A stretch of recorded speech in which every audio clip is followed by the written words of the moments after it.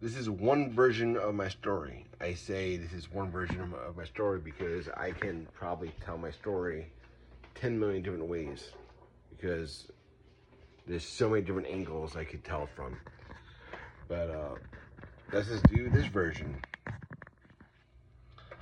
Uh, Met this girl in 2014, fell in love with her, uh, got engaged to her, but things fell apart in 2015. Thank God. That relationship was not really amazing.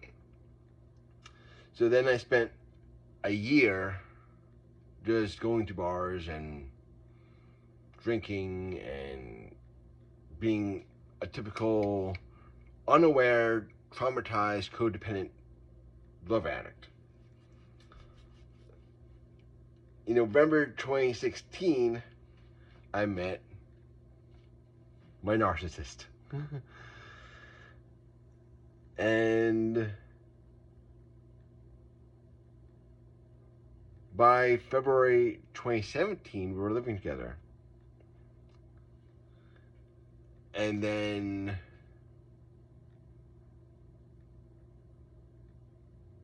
December 2017, I got engaged. Then in May 2018, I got married. Then in April 2021, I rebelled. And now it's October 26th. And I'm recovering from that whole situation. Which is ironic because that was years ago. But the thing about narcissistic abuse is that it really messes with you. It really does numbers on you.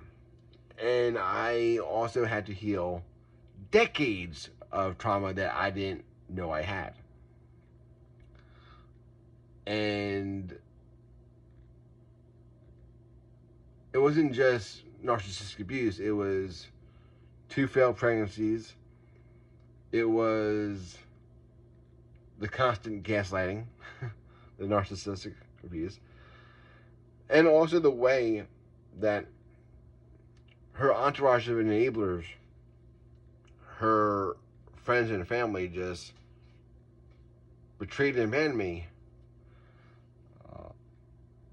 But yeah, that's my story.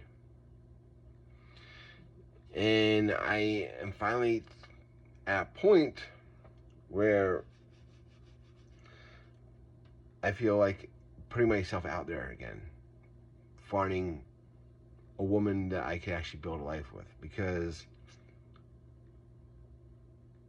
for my whole life, I put marriage on a pedestal. And I put family on a pedestal. And that's one of the reasons why I fell prey to a toxic, narcissistic, abusive psychopath. Maybe sociopath, but I thought that she was a sociopath, but the more I think about it, she might be a psychopath. And I was even telling my mom that I don't really like this about myself, even though it's a good quality to have. But I really hate having it. Now, I have empathy for people who have no empathy for me. And it's not just like a codependent thing. It's like a genuine thing. It's a Christian thing. It's like, I am a Christian, right? I am someone who loves. I am someone who loves everyone. I am a universalist. I believe that in the end, every being, every creation will be restored. I believe that my abuser and I will someday be face to face reconciled. Not in a way that we were.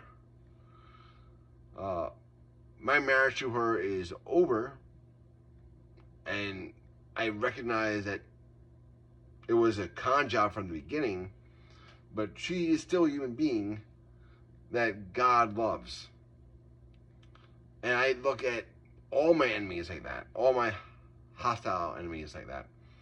I mean, I work with people that I despise.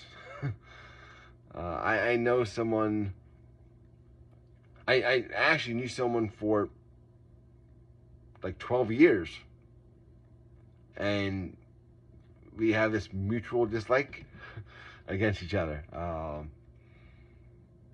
But again, I still pray for them. But hey, it is what it is.